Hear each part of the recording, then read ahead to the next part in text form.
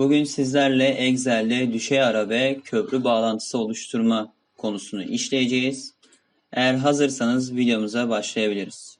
Evet arkadaşlar, öncelikle ben şöyle küçük bir veri dosyası yaptım. Ardından yan tarafta da fön makinesinin daha önce çizmiş olduğum resmin parçaları var. Montaj parçası da var.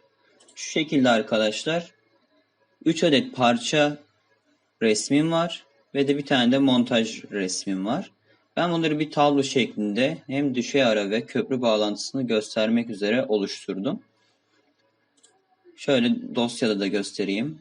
Şöyle benim çalışma dosyam fön makinesinin arka kapak, fön başlığı, fön makinesi başlığı süpür diye bir parçam var ve de fön makinesi montajı. Şimdi gelelim düşey ara formülüne. Düşey ara formülü için öncelikle arkadaşlar ben burada bir veri dosyası. Düşey arada ne yapacağız? Düşey arada bu veri klasöründe bulunanı hemen fön makinesi sayfasına geldim. Veri klasöründe bulunan kodu buraya yazdığımızda şu an P1 yazılı. Ben buraya P2 yazdığımda görmüş olduğunuz gibi fön başlığı geldi. P3 yazdığımda fön makinesi başlığı süpür geldi. Montaj 1 yazdığımda da fön makinesinin montajı geldi. Şimdi baştan ben bunu yapayım. Daha iyi bir şekilde görün. Şöyle ben bunu siliyorum. Sildim. Ve geldim B2 sütununa. Eşittir düşey ara. Dedim ki A2 virgül. Benim aradığım klasör neredeydi? Veri klasörüydü. Şu alt tarafta görmüş olduğunuz gibi. Fön makinesini seçti. Çünkü daha formülü yazmaya devam ediyordum. O yüzden otomatik seçti. Ben geldim buraya veri, şöyle büyük harflerle yazalım. Veri, ünlem, A1 2 nokta üst üste B4 yazdım. Virgülü koydum. Ardından ikinci sütuna yazmasını istiyorum arkadaşlar. 2 dedim. Virgül koydum. 0 yapıp kapattım parantezi. Enter'ladım. Arka plan geldi. Şöyle ben bunu şimdi kodunu değiştirdiğimde P2 dediğimde de görmüş olduğunuz gibi fön başlığı oldu. P3 dediğimde fön makinesi başlığı süpür oldu. P4 dediğimde de hiçbir şey çıkmaması lazım.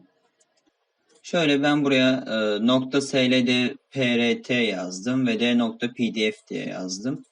Yani buradaki amacım benim buradaki oluşturduğum köprü bağlantısına tıkladığımda bu SolidWorks uzantısı, yani çizim dosyasının uzantısı olduğu için bu kısaltmayı kullandım. Buna tıkladığımda hemen SolidWorks'ı açacak. PDF'e tıkladığımda da teknik resmini açacak arkadaşlar.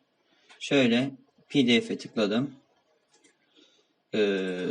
Klasörün yerini değiştirdiğimiz için açılmıyor. Hemen biz o zaman örneğini yapalım sizlerle. Şöyle yan tıkladım SLDRP'ye.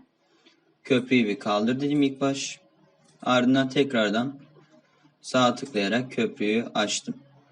Şimdi benim SolidWorks dosyasını bulmam gerekiyor.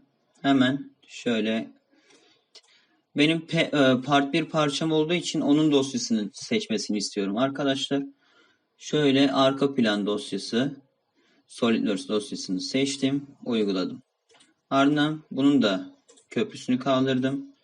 Tekrardan köprü bağlantısı oluşturarak aynı işlemi gerçekleştirmek istiyorum arkadaşlar.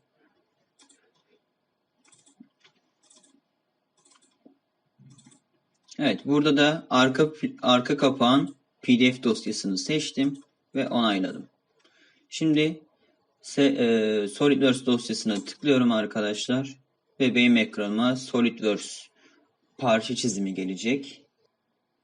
Evet arkadaşlar, görmüş olduğunuz gibi parçanın çizim dosyasını açtı bana.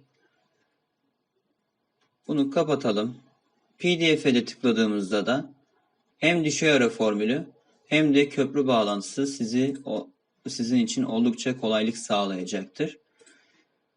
Videomuz bu kadardı arkadaşlar. Umarım beğenmişsinizdir. Bana destek olmak istiyorsanız ve de bu tarz videoların devamını gelmesini istiyorsanız eğer beğenmeyi, abone olmayı ve yorumdan bana ulaşmayı unutmayın. Tekrardan görüşmek üzere. Hoşça kalın arkadaşlar.